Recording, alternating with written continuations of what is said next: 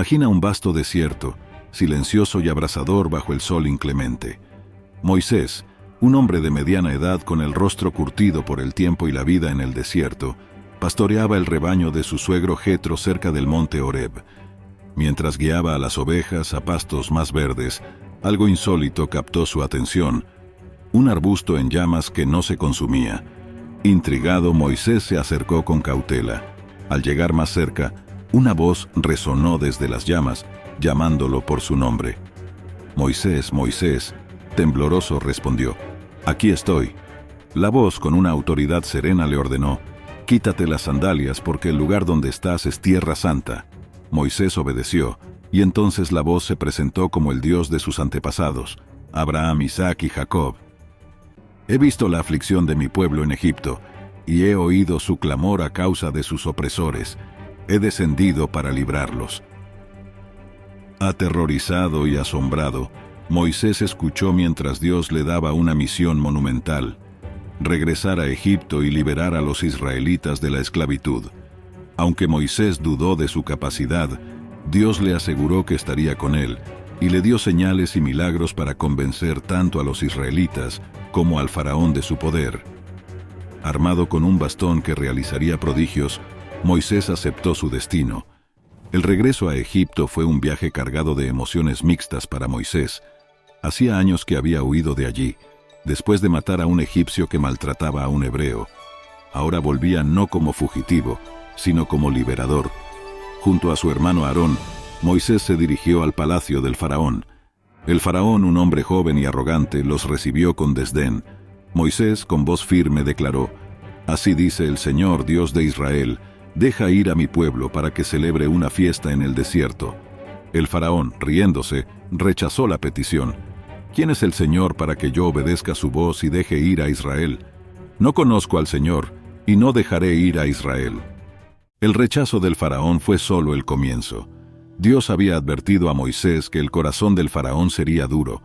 Moisés y Aarón realizaron milagros ante él, comenzando por convertir el bastón de Aarón en una serpiente. Pero los hechiceros del faraón replicaron el prodigio con su propia magia, y el faraón permaneció obstinado. Entonces, Dios comenzó a desatar una serie de plagas devastadoras sobre Egipto, cada una más severa que la anterior, cada una muestra innegable del poder divino. La primera plaga transformó el agua del Nilo en sangre. Los peces murieron, el río hedía, y los egipcios no tenían agua potable. Pero el faraón se mantuvo inflexible. Siguieron plagas de ranas, piojos y enjambres de moscas, cada una causando caos y sufrimiento. La tierra de Gosén, donde vivían los israelitas, estaba milagrosamente protegida de estas calamidades. La quinta plaga trajo una peste que diezmó el ganado de Egipto, pero el faraón no cedió. Luego vinieron llagas dolorosas sobre los hombres y animales, y una tormenta de granizo que devastó los campos y viñedos.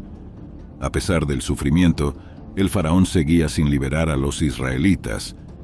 Dios envió entonces una plaga de langostas que devoraron todo lo que el granizo había dejado. Después, una oscuridad palpable cubrió Egipto durante 3 días. Sin embargo, el corazón del faraón seguía endurecido. Finalmente, Dios anunció la 10ª y última plaga, la muerte de los primogénitos. Moisés instruyó a su pueblo a marcar las puertas de sus casas con la sangre de un cordero sacrificado. Esa noche, el ángel de la muerte pasó por Egipto, y en cada casa egipcia murió el primogénito. El clamor de dolor fue ensordecedor, y el faraón, devastado, ordenó a Moisés que sacara a su pueblo de Egipto inmediatamente. En medio de la noche, los israelitas se prepararon apresuradamente. Hicieron sus maletas, ataron sus pertenencias, y con el pan sin levadura, porque no había tiempo para dejarlo fermentar, comenzaron su marcha hacia la libertad. La comunidad, compuesta por hombres, mujeres, niños y ancianos, se movía como una sola entidad, liderada por Moisés y Aarón. El desierto se extendía ante ellos vasto e implacable, pero los israelitas no estaban solos. Una columna de nube los guiaba durante el día, y una columna de fuego iluminaba su camino por la noche, simbolizando la presencia constante de Dios. La travesía no fue fácil. El calor del desierto, la falta de agua y comida, y la incertidumbre sobre el futuro pesaban sobre ellos. Sin embargo, la promesa de libertad y una tierra propia les daba fuerzas para seguir adelante. La huida de Egipto pronto se complicó. El faraón, arrepentido de haber dejado ir a los israelitas, envió a su ejército tras ellos. Con carros y caballos, los soldados egipcios se acercaron rápidamente a los israelitas, que se encontraban atrapados entre el mar y sus perseguidores. Desesperados, clamaron a Moisés: ¿acaso no había tumbas en Egipto? ¿Por qué nos trajiste a morir en el desierto? Moisés, manteniendo la calma, respondió: no teman, manténganse firmes y vean la salvación que el Señor hará hoy por ustedes. Moisés levantó su bastón y extendió su mano sobre el mar. Un viento fuerte del este sopló toda la noche, dividiendo las aguas y creando un camino seco a través del mar. Los israelitas cruzaron con seguridad, pero cuando el ejército egipcio intentó seguirlos, las aguas volvieron a su lugar, ahogando a los soldados y caballos. Este milagro, la partición del Mar Rojo, se convirtió en el símbolo definitivo de la liberación de Israel. La canción de Moisés y Miriam, celebrando la victoria y la fidelidad de Dios, resonó en las orillas del mar, marcando el comienzo de una nueva era para el pueblo de Israel. Con el peligro inmediato detrás de ellos, los israelitas avanzaron hacia el desierto de Sin. Aquí enfrentaron nuevos desafíos. El hambre y la sed comenzaron a minar su espíritu. «Nos has traído a este desierto para matarnos de hambre», se quejaron. Moisés clamó a Dios, y la respuesta no tardó en llegar. Dios les envió maná, un pan celestial que caía cada mañana con el rocío, y codornices para la carne. «Cada uno recoja lo que necesite para cada día», instruyó Moisés. A través de este milagro diario, Dios enseñó a su pueblo a confiar en su provisión. La sed también se convirtió en una prueba de fe. En Refidim, donde no había agua, el pueblo una vez más murmuró contra Moisés. Dios le ordenó golpear una roca en Horeb, y de ella brotó agua abundante, demostrando nuevamente que no habían sido abandonados. Después de 3 meses de viaje, los israelitas llegaron al monte Sinaí. Aquí, Dios convocó a Moisés a subir a la montaña. En una nube densa, con truenos y relámpagos, Dios se reveló y entregó las tablas de la ley. Los 10 mandamientos eran principios fundamentales que guiarían la vida y la moral del pueblo de Israel. Mientras Moisés estaba en el monte durante 40 días y 40 noches, el pueblo, impaciente, persuadió a Aarón para que les hiciera un becerro de oro, un ídolo para adorar. La ira de Moisés fue grande cuando descendió y vio la idolatría del pueblo. Rompió las tablas de la ley en un acto de furia. Pero después de interceder por su pueblo ante Dios, Moisés regresó al monte y recibió nuevamente las tablas, esta vez para ser guardadas en el arca de la alianza. Dios dio instrucciones detalladas para la construcción del tabernáculo, un santuario móvil donde él habitaría entre su pueblo. Los israelitas contribuyeron generosamente con materiales y trabajaron con esmero bajo la dirección de artesanos hábiles. El tabernáculo era un lugar sagrado, con una estructura compleja que incluía el arca de la alianza, el candelabro de oro y el altar de los sacrificios. Cuando el tabernáculo fue completado, una nube cubrió la tienda y la gloria del Señor llenó el lugar.